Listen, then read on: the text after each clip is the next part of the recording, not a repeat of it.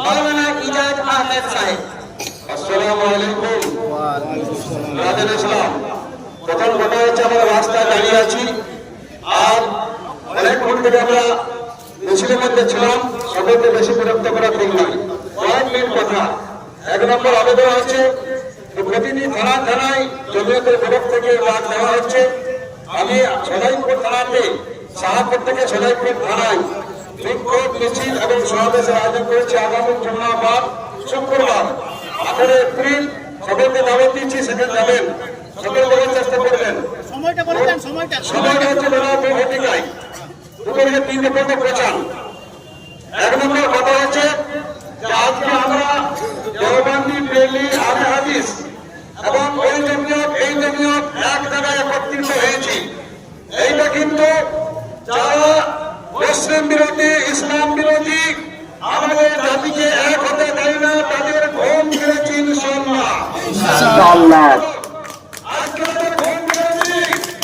আগামী দিনে বলতে হয় এই শিউরি মানুষের সহায় আমরা সমস্ত শ্রেণীর মানুষ ভেদাভেদ ভুলে গিয়ে এক মঞ্চে যখন আমরা তাদের বিরুদ্ধে হুঙ্কার দিব, আজকে শুধু প্রেরণ দেখিয়েছি, আগামী চিত্র আগামী দিনে হবে ইনশাআল্লাহ।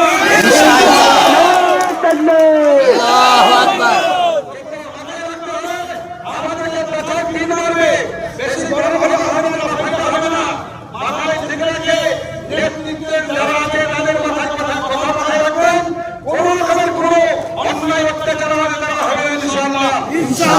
ইমাম হাসান কারবালার প্রেরণকে শিক্ষা দিয়ে গেছেন যে মুসলমান তোমার কাছে অন্যায় হলে সেই সময় অন্যায়ের বিরুদ্ধে লড়াই করতে গিয়ে তোমার কাছে দল বড় নয়, পার্টি বড় নয়, তোমার গদি বড় নয়, তোমার কাছে জাতি ইসলাম, তোমার ইসলাম নয়, তোমার মসজিদ নয়, কোরআন নয়, তোমার কবরস্থান নয়, এই মসজিদ মাদ্রাসা কবরস্থানের এবং কোরআনের নির্মিত সংবিধানকে বাঁচাইতে গিয়ে প্রবল হারে অত্যাচারী শাসকের বিরুদ্ধে লড়াই করতে গিয়ে জীবনের বিনিময় করবো, রক্ত বিনিময় করবো, এই শিক্ষা আমাদের ইমাম হাসান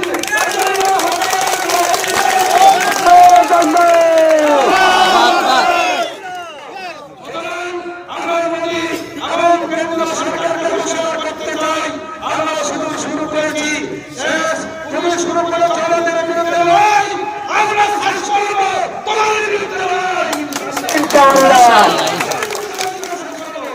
আমরা ইংরেজ চেয়েছি, আমরা জানেন সরকার ইংরেজ চেয়েছি, তারা সাত সমুদ্র তেল নদী পার হয়ে ভারতবর্ষ দুঃশত রাজত্ব করছিল, ওনারা ফাঁসির মঞ্চে ঝুলে তারা জীবন দিয়ে এই দেশকে স্বাধীন করেছে।